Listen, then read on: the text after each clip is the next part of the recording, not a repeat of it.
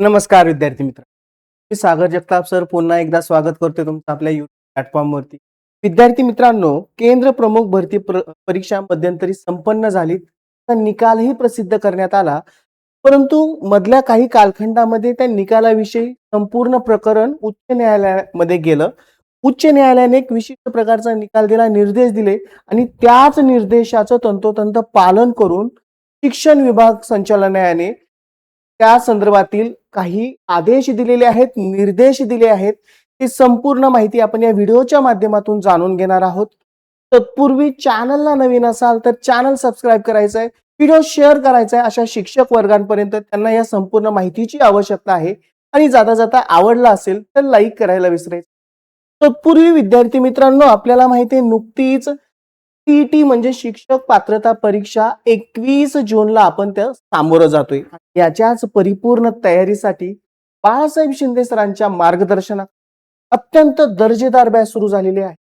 महागुरु 1.0 आणि रुजू असणाऱ्या सेवेत असणाऱ्या शिक्षक, कारण त्यांच्यासाठी अनिवार्य केलेले त्यांची सेवा अबाधित ठेवण्यासाठी आणि पदोन्नतीसाठी आणि खास त्यांच्यासाठी गुरुवर्य 1.0 बॅच आयोजन करतोय. बॅच मध्ये मार्गदर्शन लाभणार आहे बाळासाहेब शिंदे सरांचं, त्यामुळे तुमची परिपूर्ण तयारी होणारच आहे आणि त्यांच्या समेत महाराष्ट्रातील दर्जेदार टीम तुम्हाला मार्गदर्शन लाभणार आहे.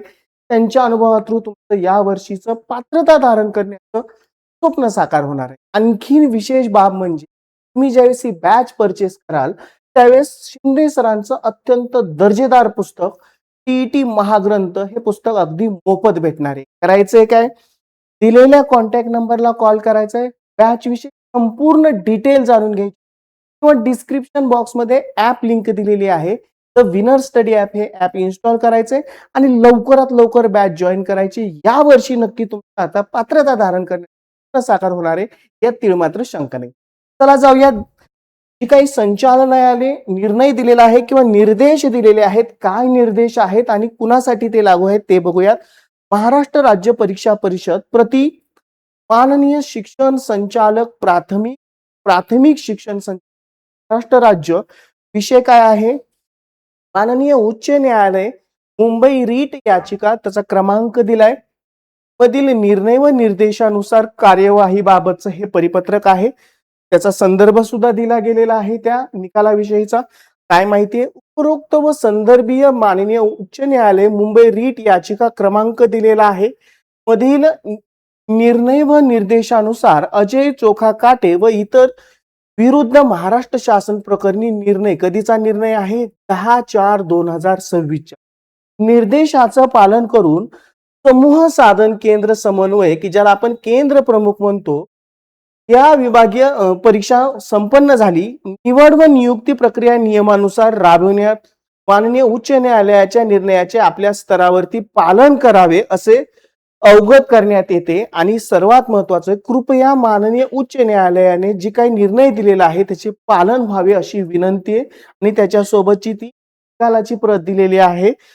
महेश चोके, आपला विश्वासू, महाराष्ट्र राज्य परीक्षा परिषद. आता सगळ्यात मोठा प्रश्न असा आहे की तो निकाल पहिल्यांदा जाणून घेऊ, म्हणजे कोणत्या गोष्टीच्या, कोणत्या न्यायालयाच्या निकालाचं पालन करायचं आहे त्या गोष्टी समजून जातील. कारण केंद्र प्रमुख या पदासाठीचा हा निकाल अत्यंत महत्वपूर्ण ठरणार आहे. याच्या अगोदरच्या व्हिडिओमध्ये मी तुम्हाला संपूर्ण माहिती दिली होती की कोणता उच्च न्यायालयाने निकाल दिलेला आहे, त्या निकालाविषयीचे. बाकीच्या बातमीपेक्षा आपल्यासाठी महत्वाचं काय आहे की तो न्यायालयाचा निकाल काय निकालामध्ये निष्पन्न केलंय. जे शिक्षक 1 जानेवारी 2026 पर्यंत 6 वर्षाच्या अनुभवासह टीई परीक्षेत पात्र ठरलेले असतील तेच केंद्र प्रमुख पदावरील पदोन्नतीच्या प्रक्रियेसाठी पात्र असतील. हा पहिला निर्णय आहे. दुसरं, किमान 6 वर्षाचा अनुभव असलेल्या ज्यांची नोव्हेंबर 2025 मधील टी परीक्षा 3 फेब्रुवारी 2026 रोजी उत्तीर्ण केली असेल ते शिक्षकही या पदोन्नती प्रक्रियेस पात्र असतील. आणि महत्वाचं, ज्यांनी 1 जानेवारी 2026 नंतर 6 वर्षाचा अनुभव पूर्ण केलेला आहे किंवा टीईटी पात्र केलेली नाही अशांना या प्रक्रियेसाठी ते पात्र नसतील. आणि शेवट, वर दिलेल्या निकषाप्रमाणे जे अपात्र उमेदवार असतील त्यांनी मर्यादित विभागीय स्पर्धात्मक परीक्षा दिली असली तरीही या पदोन्नतीच्या प्रक्रियेत अपात्र घोषित होतील. हा झाला उच्च न्यायालयाचा निकाल आणि याच निकालाचा आधार घेत जिल्हा संचालनालयाने शिक्षण परिषदेने काय केलेलं आहे त्याचाच आधार घेत प्रक्रिया पुढे कार्यान्वित करण्यास सुचवलं गेलेलं आहे किंवा निर्देश दिले गेलेत. म्हणजे आता इथून पुढे त्या पदावरची नियुक्ती देण्यासाठी न्यायालयाचा निकाल खूप महत्वपूर्ण ठरणार आहे आणि तीच प्रक्रिया पुढे कार्यान्वित केली जाणार आहे. माहिती नक्कीच महत्वपूर्ण आहे. आवडली असेल लाईक करा आणि चॅनलला नवीन असाल तर चॅनलला सबस्क्राईब करायला विसरायचं नाही. चला विद्यार्थी मित्रांनो, मी सागर जगताप सर थांबतोय इथं. पुन्हा भेटू अशाच महत्वपूर्ण अपडेट्ससह. Good bye and take care.